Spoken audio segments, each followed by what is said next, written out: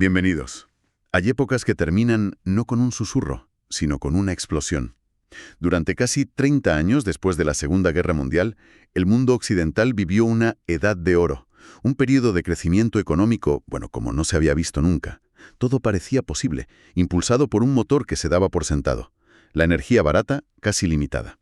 Pero a finales de los 60 ese motor empezó a toser. La pregunta que flotaba en el aire era, ¿y ahora qué? La respuesta fue una crisis que no solo frenó el crecimiento, sino que redefinió por completo las reglas del juego. Hoy vamos a meternos de lleno en esa década tan turbulenta. Analizaremos los dos detonantes que lo cambiaron todo, los shocks petroleros, y vamos a desentrañar un concepto que sonaba a contradicción, una palabra que rompió todos los manuales, la estanflación. Exacto. La misión de nuestro análisis es comprender una transformación que fue fundamental, como el petróleo, que era visto casi como un servicio público barato, se convirtió de la noche a la mañana en un arma geopolítica potentísima y, sobre todo, como el caos que esto desató dio a luz a un monstruo económico, la estanflación, que dejó a los gobiernos sin herramientas y a los economistas sin teorías. Vamos a ver el detonante, el concepto clave y cómo sus ondas expansivas afectaron al empleo, a las finanzas y prepararon el terreno para la siguiente gran crisis. De acuerdo, pues empecemos por el principio. El mundo de la posguerra, con sus coches, sus fábricas, sus nuevas ciudades, estaba, literalmente construido sobre petróleo barato. ¿Qué fue lo que ocurrió exactamente para que ese pilar se derrumbara de una forma tan repentina? Pues el punto de inflexión tiene una fecha muy concreta. Octubre de 1973. El 73. Y el contexto es puramente político. La guerra del Yom Kippur, en la que Egipto y Siria atacan a Israel. En respuesta, los países árabes productores de petróleo, agrupados en la OPEP, deciden utilizar lo que ellos mismos llamaron el arma del petróleo. Querían castigar a los países occidentales que habían apoyado a Israel. O sea, que no fue una decisión económica en absoluto. Fue una represalia política con una herramienta económica. Precisamente. Y su acción fue devastadora. Por un lado, impusieron un embargo a países como Estados Unidos y los Países Bajos. Y por otro, y esto ya nos afectó a todos, recortaron la producción y, de forma unilateral, cuadruplicaron el precio del barril. ¿Cuadruplicaron? Pasó de unos $3 a casi 12 en cuestión de meses. Y aquí es donde se produce un cambio de poder sísmico. Porque hasta ese momento, el precio del petróleo lo fijaba un cártel de compañías occidentales, las famosas 7 hermanas. Claro, ellas controlaban la extracción, el refino, el transporte. Lo controlaban todo. Todo. Tenían el control absoluto. Pero en 1973, como dice una de nuestras fuentes, los países productores mostraron al mundo su poder económico, su capacidad para fijar el precio y la cantidad ofertada. De repente el poder ya no estaba en Londres o en Nueva York. Estaba en Riad, en Teherán, en Caracas. Exacto. El petróleo dejó de ser una simple mercancía. Se convirtió en el principal instrumento de poder geopolítico. Entendido el detonante. Es un cambio de poder brutal, desde luego. Pero, ¿cómo se explica el efecto dominó? Uno piensa en la subida del precio de la gasolina. He visto las fotos de esas colas kilométricas en las gasolineras en Estados Unidos. Pero, ¿cómo consigue eso paralizar toda la economía mundial? ¿Salta por los aires? Claro, tiene que subir el precio del pan, venderá menos, sus beneficios se hunden. Y quizá tenga que despedir a un ayudante. Exacto. Y en este caso el petróleo no era la harina para el panadero, era la harina para casi toda la economía. Exactamente. El plástico, los fertilizantes, los fármacos, el asfalto, todo deriva del petróleo. Y por supuesto el transporte. De repente, el coste de fabricar cualquier cosa y de llevarla a cualquier sitio se disparó. Y eso genera una reacción en cadena imparable. Las empresas suben los precios de venta para intentar sobrevivir, lo que dispara la inflación. Pero claro, los costes suben más rápido. Y sus beneficios se desploman. Y si no hay beneficios, la inversión se congela. Nadie abre una nueva fábrica en ese entorno. El crecimiento se para en seco y se empieza a destruir empleo. Masivamente. ¡Qué agobio! Es que además no fue un solo golpe. Cuando parecía que se asimilaba el primero, la inestabilidad siguió y la crisis se agravó. Fue el golpe de gracia. Apenas estaban ajustando las economías a un mundo con el petróleo a $12 cuando llegó el segundo shock, entre 1979 y 1980. Y la causa otra vez política. De nuevo, la revolución islámica en Irán, que derrocó al Shah, y luego la guerra entre Irán y Irak. La producción de crudo volvió a desplomarse y el pánico se apoderó de los mercados. El precio subió un 150%, llegando a alcanzar los $35 por barril en 1981. Vaya. La crisis mundial entró en una fase mucho más profunda y el pesimismo, bueno, se apoderó de todo. Y es en este contexto de caos y pesimismo donde nace esa palabra que lo define todo. Estanflación. Un término que hoy nos suena familiar, pero que en aquel momento era un concepto casi herético, ¿no? Un fenómeno que dejó a los economistas completamente fuera de juego. Totalmente. La palabra en sí es una fusión de estancamiento e inflación y define justo eso, la coexistencia de un crecimiento económico bajo o nulo, con mucho paro, y al mismo tiempo una inflación altísima. Lo fascinante aquí es lo nuevo que era esto. En todas las crisis anteriores, como la del 29, la norma era clara. Si la economía se paraba y el paro subía, los precios, Caían. la deflación. Exacto. Había un problema, el paro, pero no dos a la vez. Y aquí es donde se pone realmente interesante. Un momento.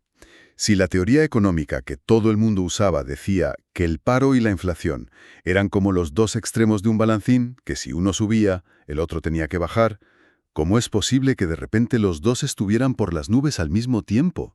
¿Qué falló en el modelo? Has dado en el clavo. La estanflación no fue solo una crisis económica, fue una crisis intelectual. Hizo saltar por los aires el consenso keynesiano que había guiado la política económica desde la guerra. El pilar de ese consenso era una idea conocida como la curva de Phillips. La idea del trade-off, del intercambio, ¿no? Eso es. La curva de Phillips, de forma simplificada, establecía que los gobiernos tenían una especie de menú. Si querían reducir el desempleo, podían estimular la economía, pero tenían que pagar un precio en forma de un poco más de inflación. O al revés, si querías controlar la inflación, tenías que enfriar la economía y aceptar más paro. Se creía que se podía elegir un punto en esa curva. Era el manual de instrucciones. Pero en los 70 la realidad rompió la curva. La destrozó. De repente, los países tenían lo peor de ambos mundos. Más paro. Y más inflación. El menú había desaparecido. Esto no solo dejó a los gobiernos sin su principal herramienta, sino que dio la razón a economistas como Milton Friedman, que llevaban años advirtiéndolo. A los críticos. Sí, Friedman argumentaba que esa relación solo funcionaba a corto plazo, que a la larga, intentar bajar el paro con inflación solo acabaría generando más inflación, sin un efecto real en el empleo. La estanflación fue su validación empírica, una auténtica revolución en el pensamiento económico. Entonces, ¿fue el petróleo el único villano de esta historia de inflación? ¿O había más factores echando leña al fuego? El petróleo fue el gran detonante, el que prendió la mecha. Pero el incendio se propagó tan rápido porque había otros materiales inflamables, digamos. Uno muy importante fue la espiral salarios-precios. En aquella época, los sindicatos tenían un poder de negociación enorme. Y para proteger a los trabajadores de la subida de precios, negociaban aumentos salariales. Basados en la inflación del año anterior. Lo cual parece lógico, claro. Para no perder poder adquisitivo. Desde el punto de vista del trabajador es totalmente lógico. El problema es el efecto agregado. Las empresas, al pagar salarios más altos, trasladaban ese coste a los precios. Y eso generaba más inflación para el año siguiente. Lo que llevaba a los sindicatos a pedir subidas aún mayores. Un círculo vicioso. Exacto.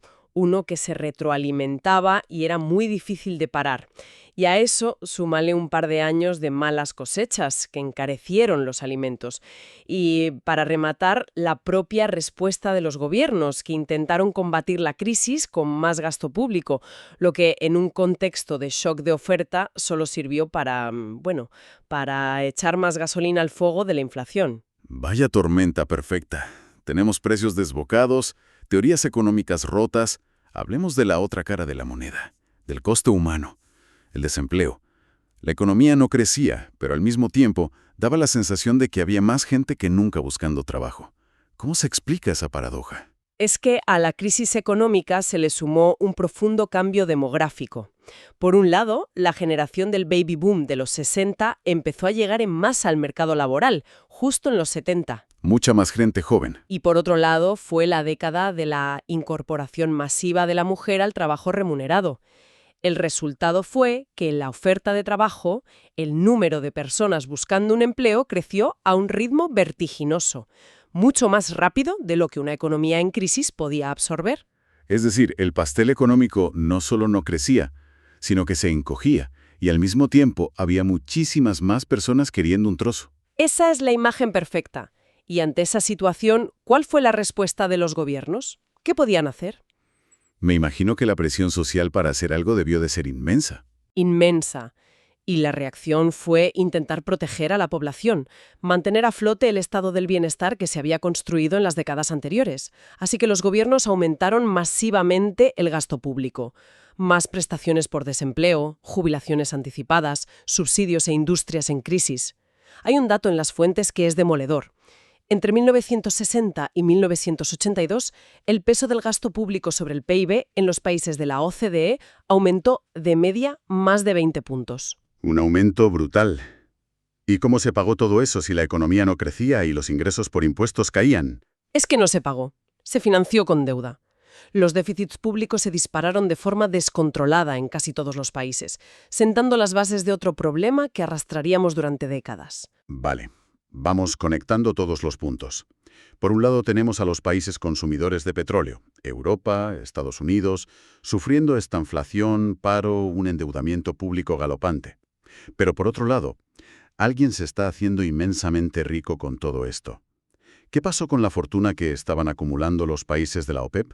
Aquí entramos en el último capítulo de esta historia, uno que va a tener consecuencias gigantescas, el reciclaje de los petrodólares. Este término se refiere a esas cantidades ingentes de dólares que los países de la OPEP recibían, cientos de miles de millones. No podían invertir todo eso de golpe en sus propias economías. ¿Y qué hicieron? ¿Guardarlo bajo el colchón? No, claro, lo depositaron masivamente en el sistema bancario internacional. Primero en bancos de Estados Unidos y luego en los grandes bancos europeos y japoneses. De repente, estos bancos se encontraron nadando en una piscina de liquidez como nunca antes habían visto. Y un banco con exceso de dinero tiene un único objetivo, prestarlo. Pero si sus clientes de siempre, las empresas occidentales, están en crisis y no piden créditos, ¿a quién se lo prestaron? Buscaron activamente nuevos clientes Ujú.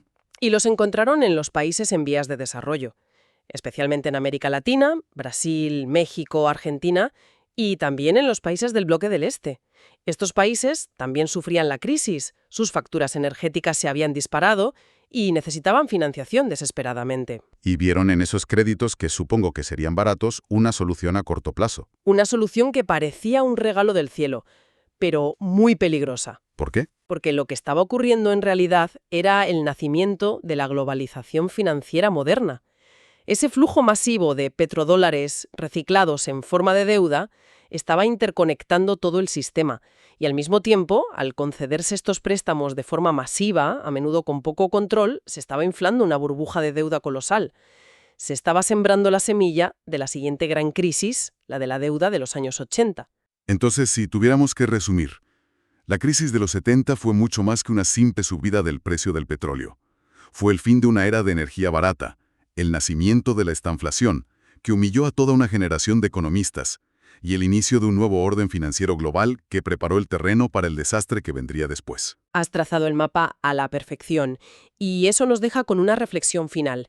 La estanflación de los 70 no fue solo una crisis económica, fue, como decíamos, una profunda crisis de ideas. Puso de manifiesto, de la forma más cruda posible, que los modelos teóricos, por muy aceptados que sean, pueden quedar completamente obsoletos cuando la realidad cambia.